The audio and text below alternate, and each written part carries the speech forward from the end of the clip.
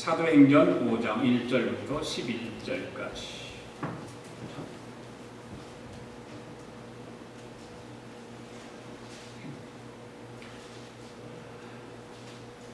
같이 합심해서 합독하십니다. 시작.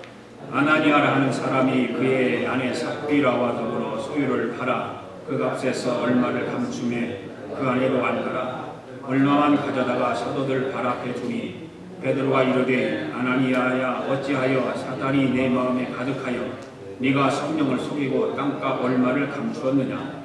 땅이 그대로 있을 때에는 내 땅이 아니며 한 후에도 내 마음대로 할 수가 없더냐. 어찌하여 이를 내 마음에 두었느냐. 사람에게 거짓말한 것이 아니요 하나님께로라. 아나니아가 이 말을 듣고 엎드려져 혼이 떠나니 이 일을 듣는 사람이 크게 두려워하더라. 젊은 사람들이 일어나서 시신을 싸서 메고 나가 장사하니라. 3시간쯤 지나 그의 아내가 그 일어난 일을 알지 못하고 들어오니 베드로가 이르되 그 땅 판값이 이것뿐이냐. 네가 말하라 하니 이르되 예 이것뿐이라 하더라. 베드로가 이르되 너희가 어찌 함께 꾀하여 주의 영을 시험하려 하느냐. 보라 네 남편을 장사하고 오는 사람들의 문 앞에 이뤘으니 또 너를 메어 나아가리라 하니 곧 그가 베드로 발 앞에 엎드려져 혼이 떠나는지라. 젊은 사람들이 들어와 죽은 것을 보고 메어다가 그의 남편 곁에 장사하니 온 교회와 이 일을 듣는 사람들이 다 크게 두려워하니라. 아멘. 앉으시면서 인사합시다. 함께 오늘도 은혜 받기를 원합니다. 할렐루야. 성경 마태복음 13장에 보면 비유를 예수님께서 말씀하셨습니다. 천국에 대해서 비유를 말씀하시면서 천국이라는 밭에는 곡식이 자라는데 거기에는 알곡도 있고 가라지도 함께 자란다. 이런 말씀들을 하시죠. 그래서 추수 때가 되면 곡식은 곡간 안에 들이고 가라지는 따로 골라서 불에 던져 불사른다. 이런 말씀을 하셨습니다. 또 고기 잡는 그 어부들을 비유해서 말씀하셨어요. 고기 잡는 어부들도 고기를 잡는데 좋은 물고기만 있는 것이 아니라 별로 시원찮은 물고기는 또 있다. 그물을 끌어올릴 때 좋은 물고기만 어부들이 끌어올리고 좋지 못한 물고기는 그냥 바다에 내어버린다. 그런 말씀들이 있습니다. 이 비유의 말씀들을 교회로 비유해서 말씀을 드려보겠습니다. 교회 안에는 다 거룩하고 천사 같은 사람들만 모이는 것이 아니라 그렇지 못한 사람들도 있다라고 생각을 합니다. 믿지 않는 사람들보다 더 못한 사람들도 교회 안에는 있습니다. 그리고 교회 안에는 모든 일들이 은혜로운 일들만 있는 것이 아니라 그렇지 못한 일들도 있습니다. 왜 그럴까요? 인간은 완전하지 못하기 때문인 것입니다. 교회는 성령이 역사하는 곳이기도 하지만 마귀도 함께 역사합니다.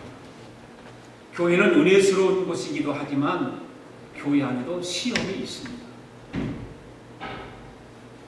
오늘 본문의 말씀을 보면 그러한 것들을 잘 우리가 이해하고 깨달을 수가 있습니다. 오순절날 성령이 강림이 시작되었습니다. 초대교회가 아주 은혜스러웠습니다. 그리고 잘 성장해 왔습니다. 외부적으로 약간의 핍박은 있었지만 내부적으로는 문제가 거의 없었습니다. 그런데 갑자기 그런 은혜스럽게 부흥하던 교회가 마귀가 역사하기 시작합니다. 교회 안에 이 사건이 오늘 우리에게 주는 교훈을 함께 생각해 보기를 원합니다. 이런 일들이 왜 교회 안에 일어날까? 왜 일어나야 될까? 왜 일어났을까? 아나니아와 삽비라 이 두 부부의 그 신앙생활을 통해서 우리에게 던져주는 교훈은 무엇일까? 이미 여러분들은 이 아나니아와 삽비라에 대해서는 너무 잘 아는 이야기들입니다. 돈 이야기입니다. 헌금 이야기입니다. 교회 안에서는 이런 이야기를 잘 안 하려고 하죠. 좋은 이야기만 하고 복된 이야기만 하고 들어서 기분 좋은 이야기만 하려고 하죠. 그러나 사도행전을 강의를 하다 보니까 이 말씀이 나오니까 그냥 건너뛸 수가 없어요. 그거 해야 되거든요. 자, 오늘도 증인들의 이야기 15번째 이야기입니다. 아나니와 삽비라가 주는 교훈이 무엇일까?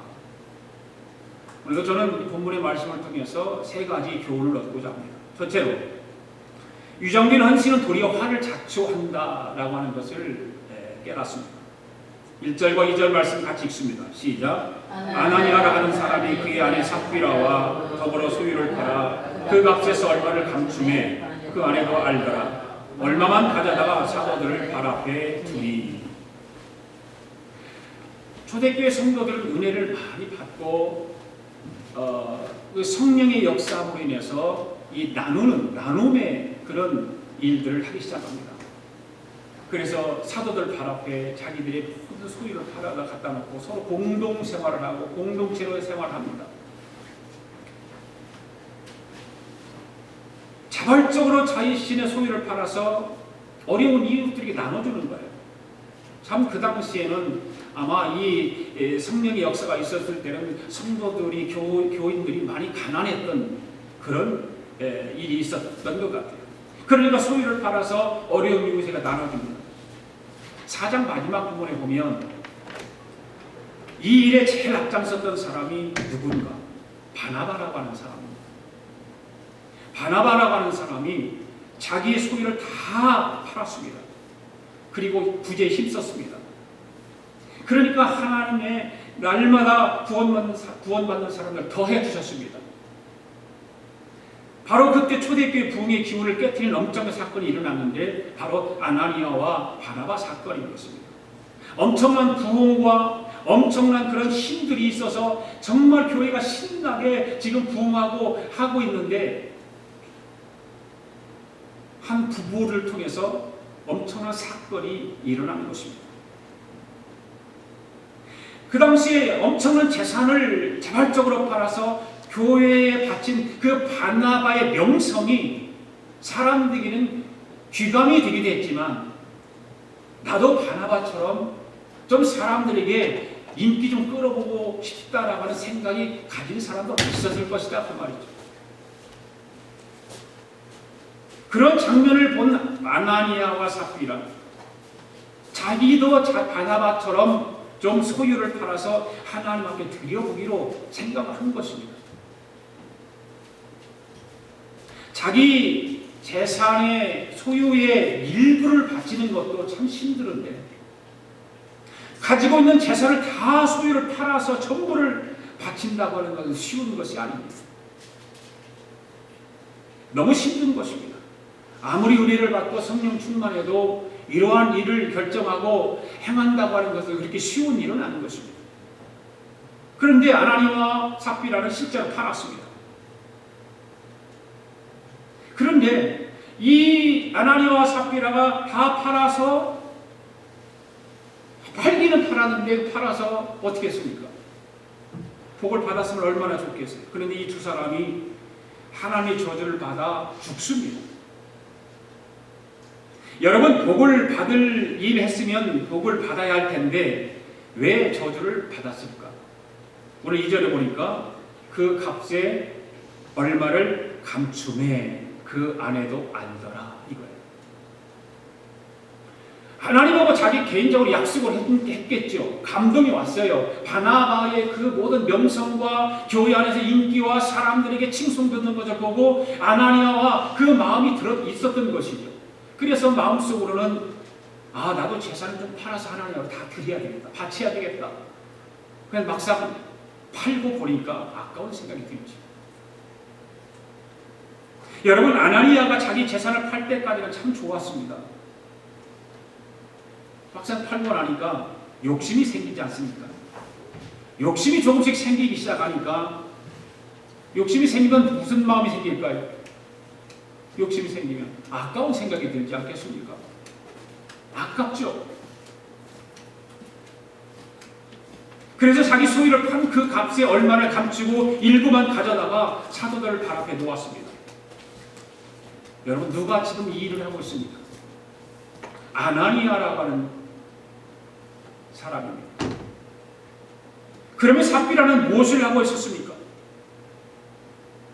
자기 남편이 지금 이상한 짓을 하고 있습니다. 그러면 그것을 보고는 당신 그러면 안 된다고 만류했어야 하는데, 그런데 아내들은 삽비라는 그 사실을 알면서 만류하지 않습니다. 왜 만류하지 않았을까요? 아내들은 삽비라 역시 자기 남편 아나니아와 똑같이 아까운 생각이 들기 시작한 거예요. 왜 자기 소유를 다 팔아서 바치려고 했을까?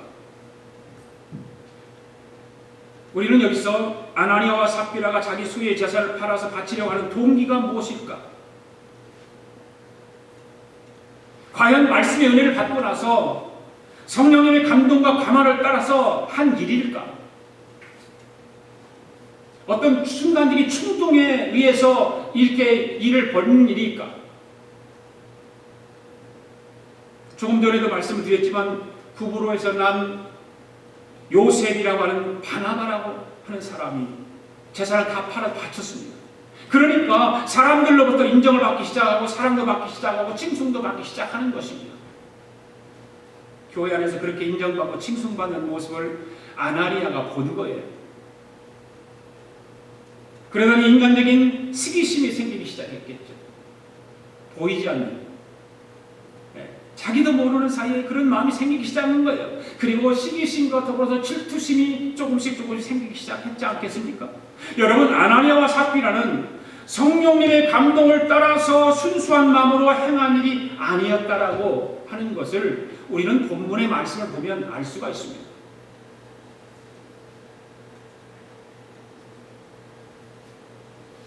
이 비신앙적인 동기를 가지고 하게 되면 어떻게 될까요? 바로 자기의 헌신을 하기는 하는데 위장된 헌신을 하게 되는 거예요. 감추는 거예요. 자기 속을 감춰요. 자기 생각을 감추는 거예요.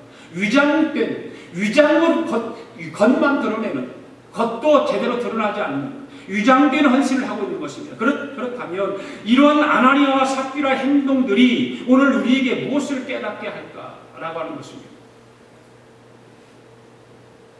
오늘 우리가 하나님 앞에 봉사를 할 때든지 헌신을 할 때, 또한 주님 앞에 헌금을 드릴 때 사람을 의식하지 말라는 것입니다. 사람을 의식하게 되면 똑같이 아나니아와 같은 마음이 생기게 되어 있습니다.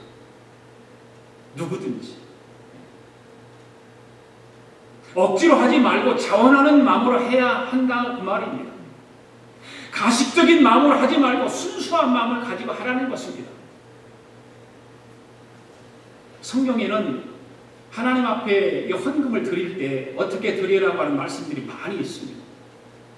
특별히 출애굽기 35장 21절 말씀하고 고린도후서 9장 7절 말씀 같이 읽어볼까요? 출애굽기 35장 시작. 무릇 마음에 감동된 자와 무릇 자원하는 자만 바치라. 고린도후서 9장 7절. 각각 그 마음에 정한 대로 할 것이요 인색함이나 억지로 하지 말지니 하나님은 즐겨내는 자를 사랑하시느니라.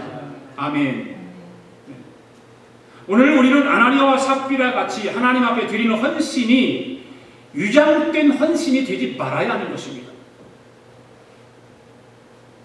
저는 여러분이 하나님 앞에 헌금을 드리는 헌신에 대해서 강요는 하지 않습니다. 왜 11조를 안 합니까? 왜 안 합니까? 그런 말은 잘 안 합니다. 저는. 그러나 저는 제 기도하면서 여러분의 믿음대로 하기를 원해요. 여러분의 믿음대로 하기를 원해요. 믿음이 적은 사람은 어쩔 수 없어요. 아무리 강요를 하고 설교를 하고 해도 안 되는 걸 어떻게 합니까? 믿음대로 하는 것입니다. 11조 헌금이든지 감사 헌금이든지 선교 헌금이든지 자원하는 마음으로 즐겨드리는 마음으로 하시기 바랍니다. 목회를 하다 보면 성도들의 그 헌신하는 신앙생활을 보게 됩니다. 그 헌신을 육체적으로 교회에서 봉사하고 이런 것도 보지만 헌신하는 걸 보면은 대부분 헌금으로 나타나는 것을 보게 되죠. 11조도 우리가 하게 되는데 11조를 하려고 하다 보면 온전하게 할까 말까 망설이는 경우가 많아요. 온전하게 하자니 아까운 생각이 듭니다. 그렇다고 안 바치자니 마음이 편하지 않습니다.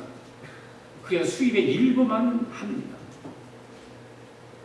우리 아가페 교회 성도들은 그러한 분이 한 분도 없다고 저는 믿습니다. 그러나 하나님을 속여서는 안 되는 거예요. 하나님을 속이는 건 아닙니다. 갈라디아서 6장 7절 말씀 보십시오. 시작. 스스로 속이지 말라. 하나님은 없으신 여김을 받지 아니하시나니 사람이 무엇으로 심든지 그대로 거두리라. 심는 대로 거둔다라고 말씀하고 있는 거예요. 하나님을 속이고 유장된 11조를 바치는 우리 아가페 교회 성도들 되지 않기를 바랍니다. 플러신학교에 김세윤 박사님이 계십니다. 아주 우리 한국의 학자 중에 유명한 학자고 플러신학교에서 한국인 학생들을 가르치고 그렇습니다. 이분이 지난달 8월달에 LA에서 목사님들, 사모님들, 전도사님들 같은 목회자들을 이렇게 모아놓고 세미나를 했습니다. 100여 명의 글을 읽은 거예요. 근데 그 세미나 김세현 박사님께서 세미나를 하면서 한 이야기가 있습니다. 잘 들어보세요. 하나님의 나라의 통치 방식을 가로막는 가장 큰 장애물은 우상숭배라는 형태로 나타나는데 하나님이 우리에게 가장 경계한 우상의 바위나 불상에 절하는 것이 아니라 만몬이다. 만몬이 뭔지 아세요, 여러분? 만몬 신이 무슨 신인지 아세요? 돈입니다, 돈. 만몬이 돈 신이다, 돈을 숭배하는 신이 만몬 신이거든요. 모든 형태의 우상 숭배는 다 파괴력이 있지만 돈이야말로 형제를 원수로 만들고 계층 간의 갈등을 유발하고 국가 간의 전쟁을 초래하는 힘을 지녔다라고 말합니다.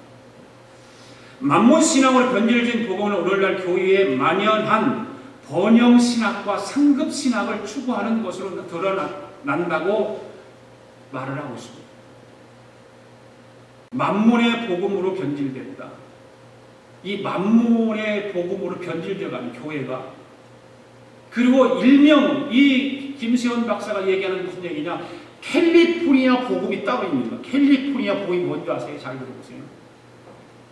교회 힘들어요. 교회만 열심히 나가면 사업이 성공하고 자녀들 하버드 가고 돈 많이 벌고 출세하고 천국 가서 상급 받는다는 건강과 부의 복음을 캘리포니아 복음이라고 김세현 교수가 말해요.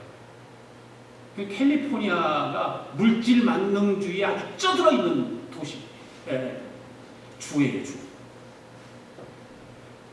그리고 바쳐라 그러면 10배, 100배 갚아주신다. 공로신앙 내지는 상급신앙이 현대 교회를 지배하고 있다.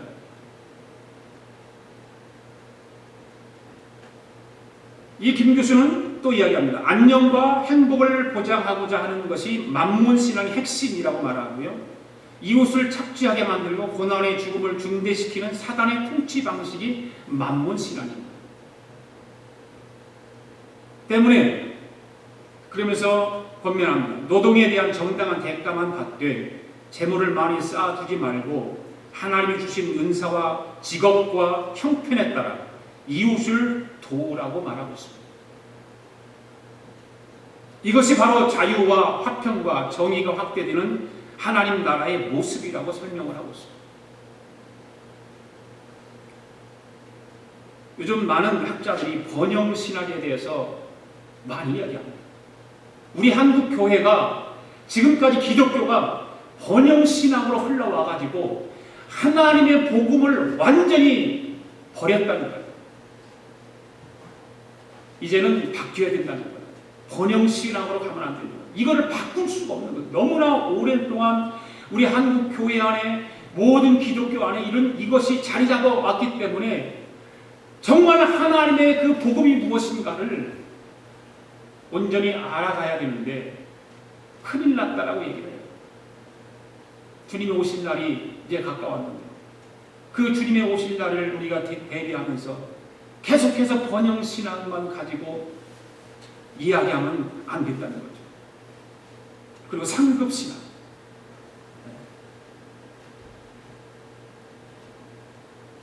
열심히 하면 하나님이 축복해 주신다.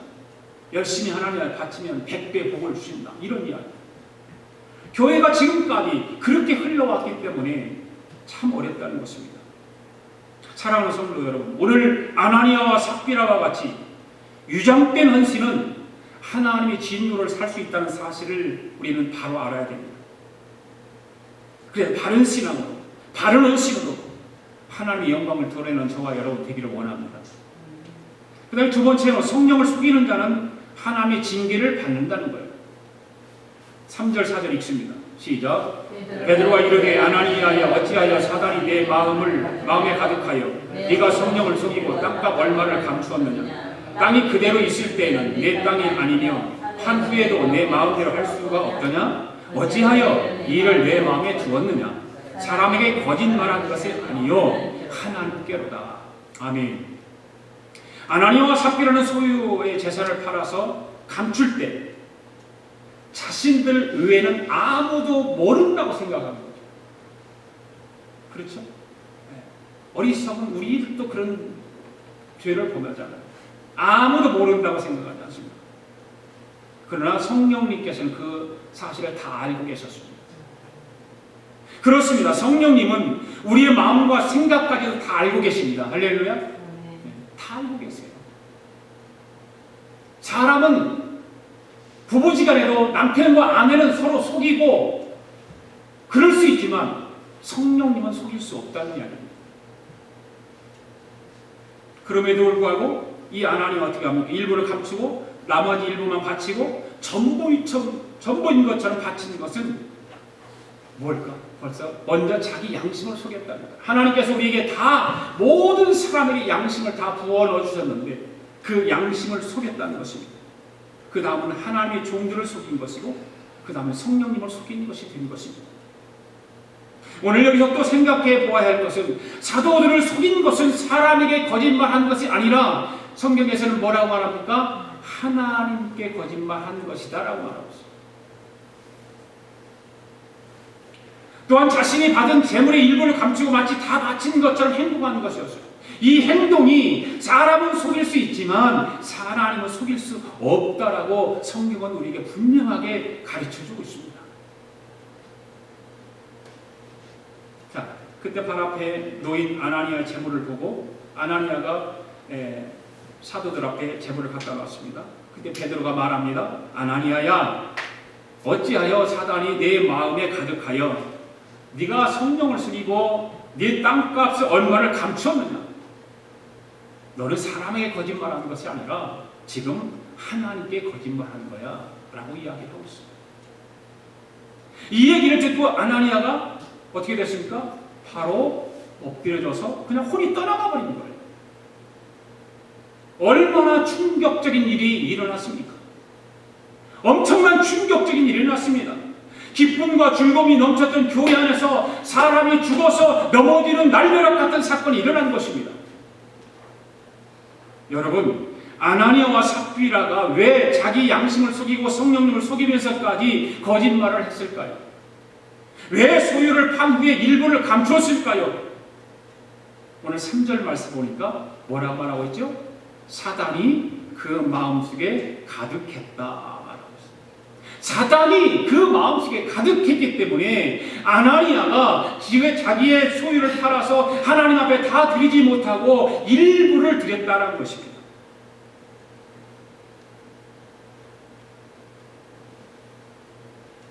바로 사단의 역사였습니다. 사단에게 속고 사단의 지배를 받았습니다. 성경은 말합니다.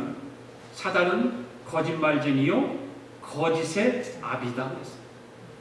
사단은 거짓말쟁이요 거짓의 아비다. 시작. 사단은 거짓말쟁이요 거짓의 아비다. 사단의 거짓말쟁이가 믿습니까? 아멘. 여러분들 거짓말하면 여러분 속에 뭐가 있는가요? 사단이 마귀가 있는 거예요. 마귀가. 그러니까 거짓말하는 사람, 남을 속이는 사람은 사단의 지배를 받는 사람입니다. 믿습니까? 사단에게 속아서 거짓말했고 결과로 죽임을 당한 것입니다. 그러니까 사단은 우리를 속이고 망하게 하는 영이라고 말해요.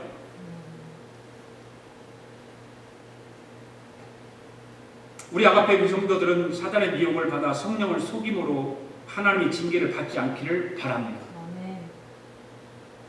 그 다음에 세 번째는 회개의 기회를 놓치지 말아야 된다. 그 말. 회개의 기회를 놓치지 마. 7절 8절 있습니다. 시작.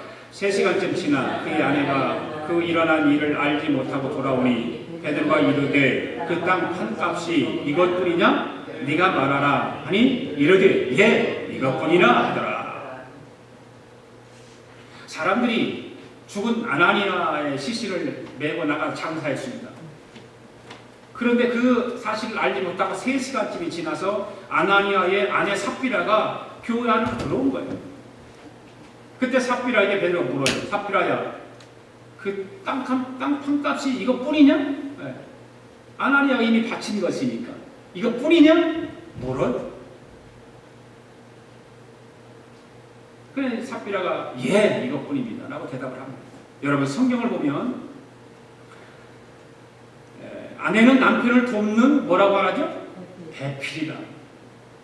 아내는 남편을 돕는 배필이다. 그런데 요즘 시대는 좀 바뀐 것 같아요. 성경을 바꿔야 되는 건지 어떻게 해야 되는지 모르겠어요. 요즘은 남편은 아내를 돕는 배필이다. 그렇게 해야 맞아요. 요즘은 그렇게 되는 것 같아요. 요즘 젊은 사람들 사는 거구만. 네. 남편은 아내를 돕는 배필이다. 근데 성경은 이렇게 말하고 있지 않아요. 아내는 남편을 돕는 배필이라고 말하고 있습니다. 자기 남편이 지금 부정한 일을 하고 옳지 못한 일을 하려고 할 때 그것을 지적을 하고 못하게 하도록 만들어야 그래야 되지 않습니까? 그것이 남편을 돕는 일이고 가정이 잘 되고 복을 받는 비결인데, 그런데 삽비라는 아내로서의 역할을 제대로 감당하지 못했습니다. 여러분 베드로가 지금 몰라서 삽비라에게 물었을까요? 몰라서 베드로가 땅값 파는 것이 이게 전부냐고 물었을까요?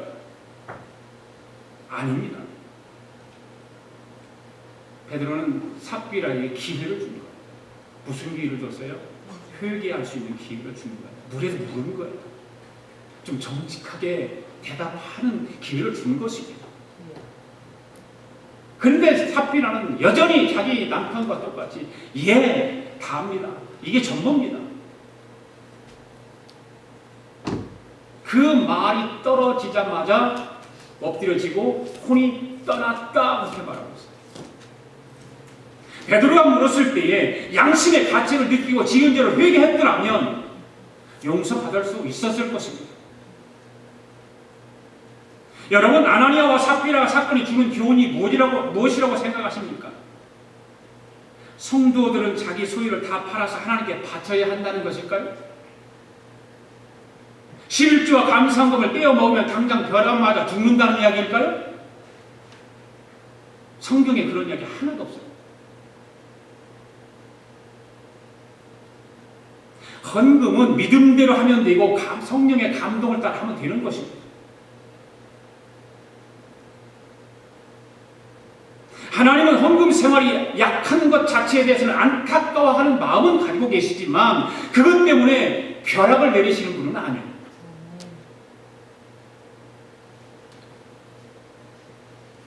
하나님은 사람의 부족함을 다 아십니다. 저와 여러분의 연약함도 다 아십니다. 그러나 거짓되고 삐뚤어진 마음은 그냥 두고 보지 않으신다는 거예요. 그래서 사랑의 하나님인 거예요. 거짓되고 삐뚤어진 마음도 하나님은 사랑으로 감싸주고 그런 하나님이 아니라 거짓되고 삐뚤어진 마음은 하나님께서 두고 보지 않는 거예요. 왜 아나니아와 삽비라가 급사했습니까? 아나니아가 자기 소유를 팔아서 받은 돈을 자기 돈이니까 자기가 다 가질 수도 있고 그 중 일부만 드릴 수도 있잖아요. 자기 건데. 그것이 결국 죽을 죄일까요? 결국 죽을 죄가 아닙니다.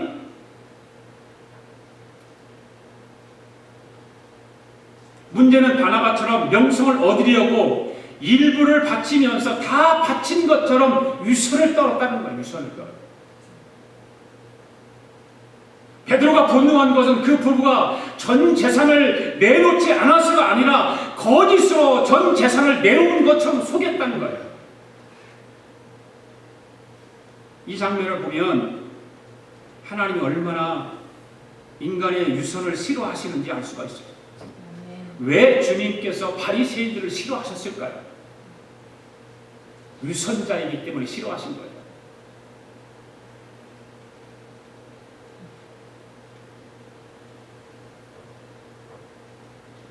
바리새인과 세리의 비유에서 세리는 자신이 어쩔 수 없이 동족의 피를 짜내는 위치에 있는 것에 대해서도 기도할 때 감히 얼굴을 들지 못했어요. 그런데 바리새인은 하나님 저를 죄와 세례와 같지 않게 해주셔서 감사합니다라고 기도했거든요. 유선을 떨었던 바리새인을 주님은 싫어하셨어요. 신앙이란 사람의 명성을 얻기보다 하나님의 마음을 얻으려는 것이 더 중요한 줄 믿습니다. 그러므로 성도는 하나님의 사랑에 대한 확신을 가지면서도 항상 하나님을 바로 앞에 선 것처럼 두렵고 떨리는 마음으로 자신을 지켜야 할 줄 믿습니다. 사람이 드러나면 하나님은 숨으세요. 사람이 감춰지면 하나님은 나타나십니다. 그러므로 하나님의 역사가 나타나기를 원하면 자기를 겸손히 감추려는 노력을 게을리하지 말아야 될 줄 믿습니다. 만약 오늘날에도 초대교회와 같은 강한 성령의 역사가 있었다면 예배도 중에 넘어져서 혼이 떠나는 사람이 부지기수를 거예요. 부지기수. 초대교회 같은 일들이 안 일어나기를 다행이지. 결국 성령 충만은 자기 도취가 아니라 거룩함을 향한 무서운 도전인 거예요. 신앙생활 이런 도전 없이 신앙생활을 어떻게 해요?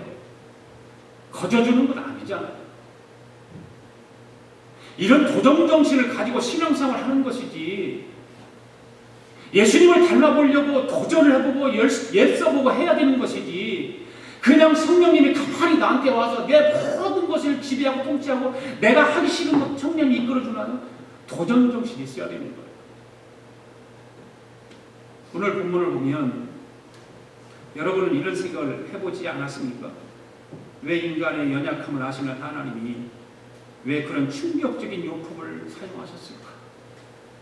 다 아시는 게 하나님. 가끔 사람들하고 이제 믿음이 없는 사람들이라든지 교회 안 다니는 사람들하고 얘기를 해보면 그런 얘기 하잖아요. 왜 하나님이 사랑의 하나님인데 왜 사람을 죽이냐? 왜 마귀를 만들어가지고 에덴 동산에서 쫓겨나게 하고 죄를 지켜봤느냐? 그렇게 얘기하는 사람이 있잖아요. 그런 얘기를 들어보면 언뜻 이해를 가지요. 그러나 그만큼 초대교회가 한편으로는 순결했다는 거예요. 또 한편으로는 순결함을 필요로 했다는 뜻이에요. 결국 아나니아와 삽비라의 사건이 진정 우리를 놀라게 하는 것은 그들의 죽음이 아니라 초대교회의 순결함이 얼마나 탁월했느냐의 그거예요. 이런 초대교회의 순결함 우리는 회복해야 될 줄로 믿습니다.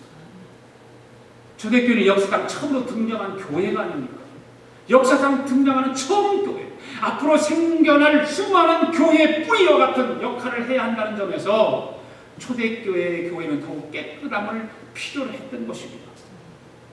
현 시대가 지금 아까도 번영신학 얘기했고 그런 이야기 했지만 그 신학으로 계속해서 나가면 많은 학자들이 얘기합니다.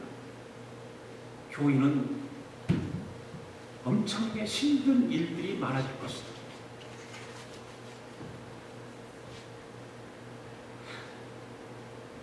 성령 충만하기 위해서 거룩함을 향해서 무서운 도전을 향해서 가야 되는데 그냥 흐르는 물 따라가다시 줄줄줄 흘러가 버리면 교회는 무지무지하게 힘들어질 것이다. 초대교회가 생겨났을 때 교권을 잡은 자들이 엄청난 핍박이 있었습니다. 그런데 그런 외적인 핍박은 오히려 교회를 어떻게 했습니까? 더 단합하게 만들었잖아요. 더 힘있게 만들었어요. 반면에 아나니아와 삽비라 사건은 교회 내부에서 일어난 사건이었습니다. 어떻게 보면 외적인 그런 위협보다도 내적인 문제가 교회에 더 큰 위협 요소가 될 수 있었다는 거죠. 실제로 교회는 외부의 위협보다는 내부의 문제로 쓰러지는 교회들이 많습니다. 교회 안에서 문제가 있기에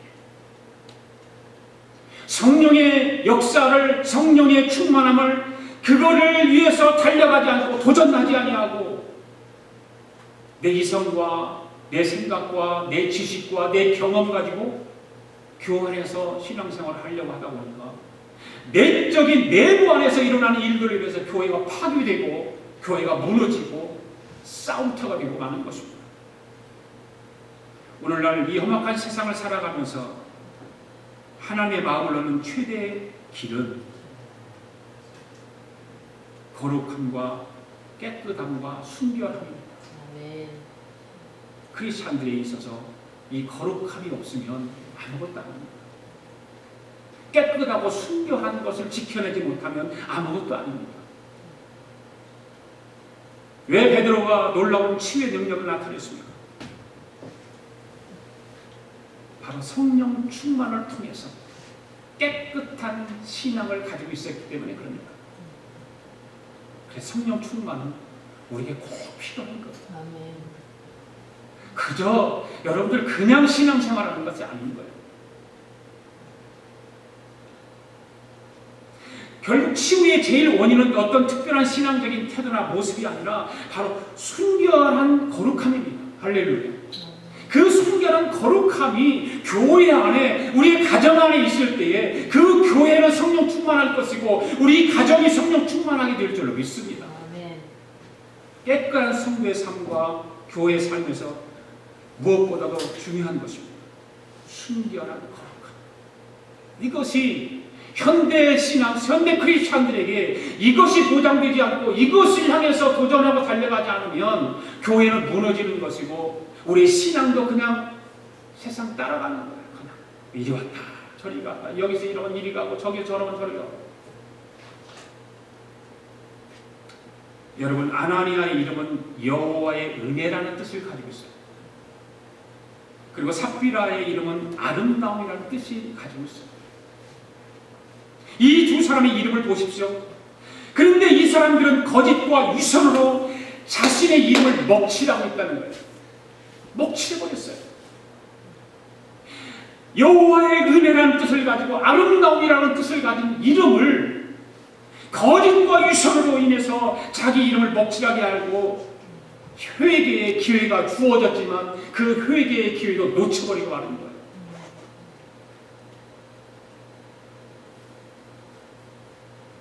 오늘 성도들을 향해서 세상에서는 크리스천들이다, 또 교회는 성도다, 이런 말을 합니다.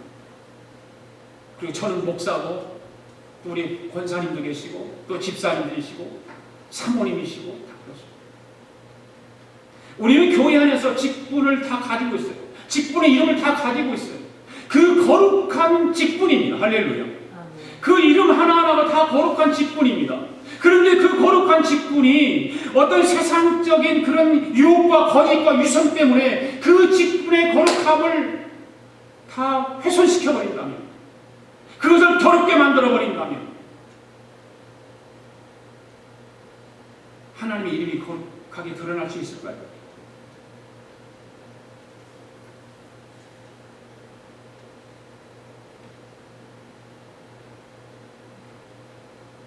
하나님의 무한하신 사랑과 용서만 믿고 매일 한 주간 또 세상 속에다 죄 짓고 살다가 주일날 가서 회개하면 되지 뭐.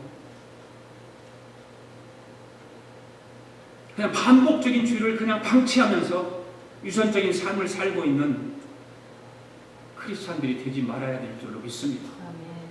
혹시 나 자신이 그런 모습을 가진 것은 아닌지 항상 말씀과 기도 중에서 나 자신을 돌아보아야 될 줄로 믿습니다.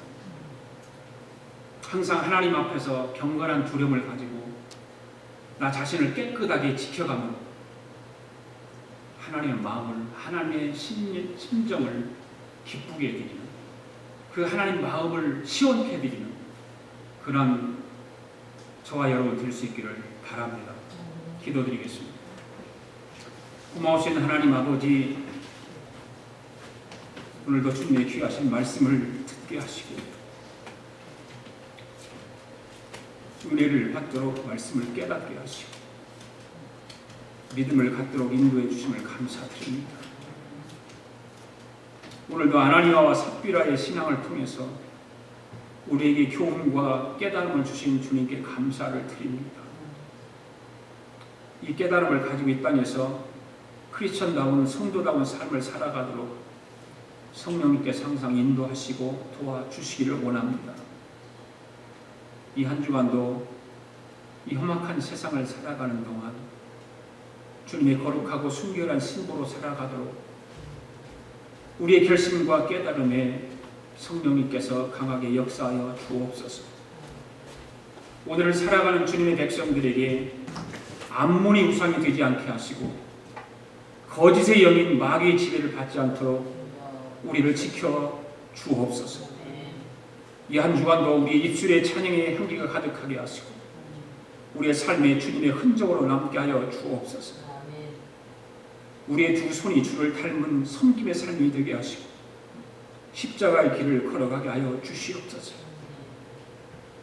우리의 입술로 주님의 복음을 전파하는 증인의 삶을 살아가도록 성령님의 강한 능력으로 역사하여 주옵소서. 암 수술을 앞두고 있는 박광원 집사님을 부위히 여기시고 예수님의 보혈의 피로 깨끗하게 씻음받아 치유의 역사가 있도록 성령님 불쌍히 여기시고 치유하여 주옵소서. 오늘 공항에 도착한 세라 자매를 복되게 하여 주시옵소서. 아버지 장례를 하나님 은혜 가운데 잘 마치고 돌아왔어. 앞으로 더욱더 믿음으로 모든 일을 이루어갈 수 있도록 그 가정에 복의 복을 더하여 주시옵소서. 사랑하는 성도들 가정마다 주님의 보호하심과 인도하심으로 복된 가정들이 되도록 인도하여 주시고 축복하여 주옵소서. 감사드리며 예수님의 이름으로 기도드립니다. 아멘. 우리 다 일어나셔서 함께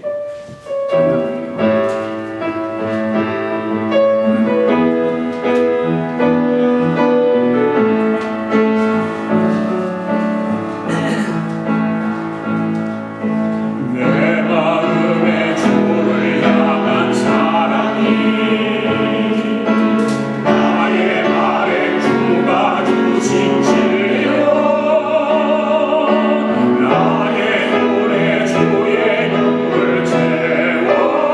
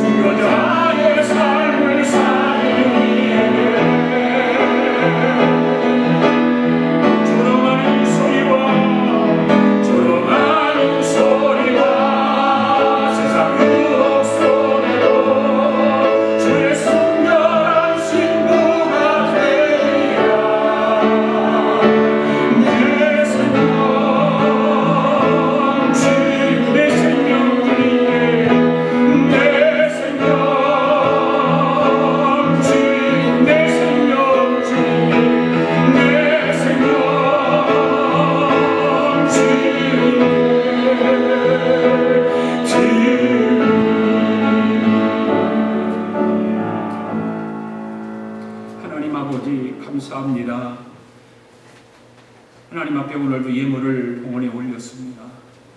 소득의 10분의 1을 구별하여 하나님 앞에 올려드렸습니다. 선교 예물을 올려드렸습니다. 감사 예물을 올려드렸습니다. 1,000번째 예물을 올려드렸습니다. 사랑하는 성도들이 간절히 하나님 앞에 소원을 두고 기도하는 그 간절함을 통해서 하나님 아버지 소원을 가지고 예물을 올려드렸사오니 주여 이 예물을 받아 주옵소서. 하늘의 영광이 높여지게 하옵소서. 하나님의 이름이 높여지게 하여 주시옵소서.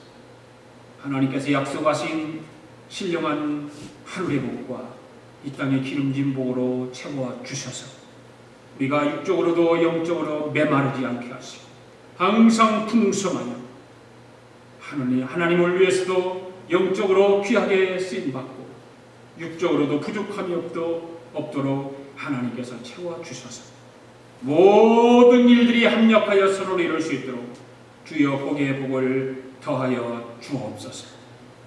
지금은 우리 주 예수 그리스도의 은혜와 하나님 아버지의 극진하신 사랑과 성령님의 감동감화 충만하신 역사가 아나니와 삽비라의 그 신앙을 통해서 우리에게 교훈의 말씀을 주신 그 말씀 붙들고 이 한 주간도 참으로 하나님의 영광을 위해서 살아가기로 다짐하고 돌아가는 사랑하는 성도들 머리머리 우애와 성도들의 가정과 직장과 경영하는 기업 우애와 우리가 살고 있는 이 미합중국과 하나밖에 없는 우리 조국 우애와 주의 이름으로 모이는 교회 우애 지금으로부터 영원토록 함께 하시기를 예수님의 이름으로 축원하옵나이다. 아멘.